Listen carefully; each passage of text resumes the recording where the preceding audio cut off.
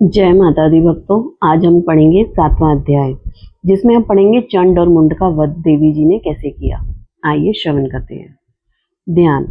जब मैं मातंगी देवी को रत्न जटित सिंहासन पर तोते की मधुर वाणी सुन रही है, वह श्याम अंग वाली जिसका एक पैर कमल पर है और मस्तक पर अर्ध चंद्र विराजमान है, कलहार के फूलों की माला पहने बीना बजा रही है, चोली पहने हैं और उनकी साड़ी का रंग लाल है, हाथ में शंख पात्र लिए है, आंखों में मधु का हल्का नशा प्रतीत हो रहा है, ललाट में बिंदी शोभा दे रही है, उनका ध्यान करता हूँ।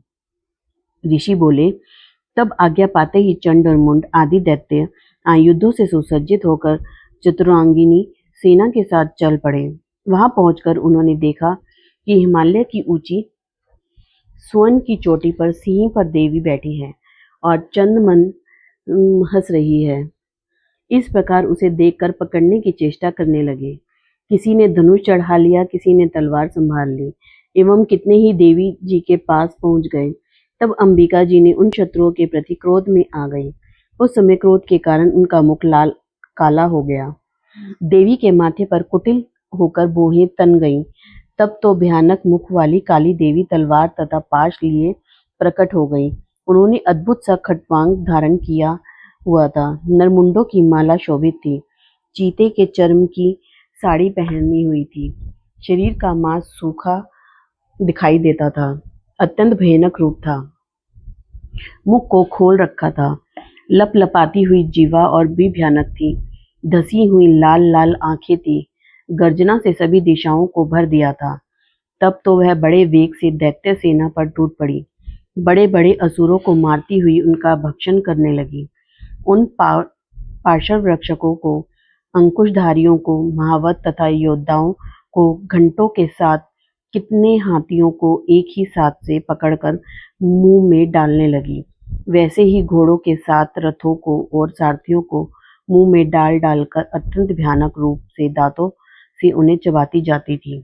किसी के केश पकड़कर लेती तो किसी की गर्दन दबा डालती, किसी को पैरों से दबोच लेती तो फिर किसी को छाती से धकेलकर मार गिराती।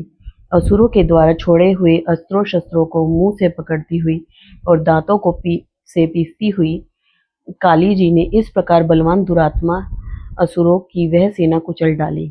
कितने ही असुरों को मार दिया। उस देवी ने कुछ एक तलवार से काट गिराए, कुछ एक खटांग से पीट दिए गए और कुछ एक देवता से कुचल दिए। क्षण भर में राक्षसों की वह सारी सेना मार पीट कर गिरा दी।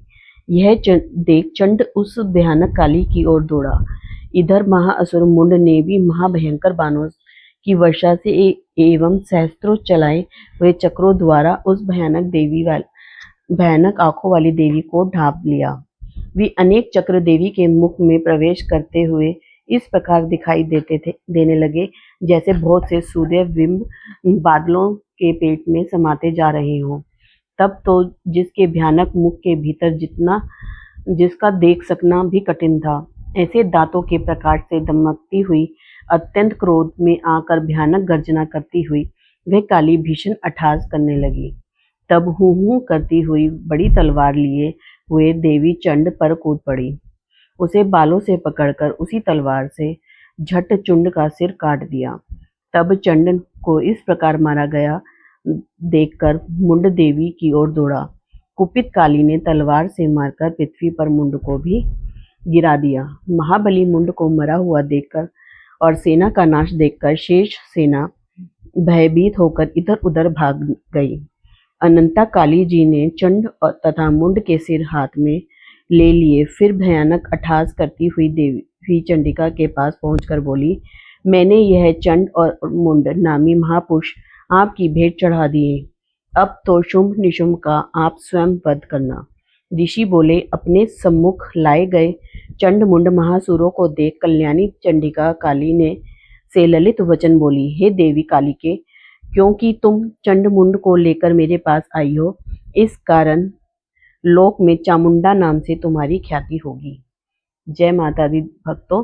आज हमारा 7वां अध्याय समाप्त होता है और इसके साथ ही आप लोगों का शुक्रिया मेरे साथ बने रहने के लिए, मुझे सपोर्ट करने के लिए। और इसी तरह आप मेरे साथ बने रहें और अपना प्यार देते रहें।